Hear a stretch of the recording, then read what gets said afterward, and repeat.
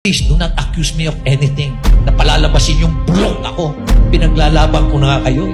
Fighting for what is right, for the future of Baguio, for the future of this country.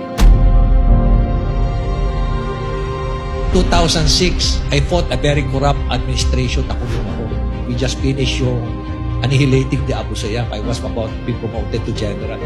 The first general in my class. Pero nung ginawa ko, I sacrificed my career to fight for what is right. Ganon din yung Mama Sapano. I fought for what is right.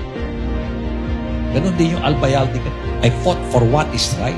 Ano pa bang question ninyo sa reputasyon ko at track record ko? Tapos nanakawin ko yung pera na yan. Gusto naman kayo. Fighting for what is right, for the future of Baguio, for the future of this country. Willing to sacrifice everything. Willing to die for this country.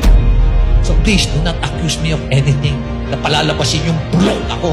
Pinaglaban ko nga kayo, nakikipagpatayan nga ako para sa inyo. Tao rin ako, Apo. Hindi po ako manid, hindi po ako robot, tao din po ako.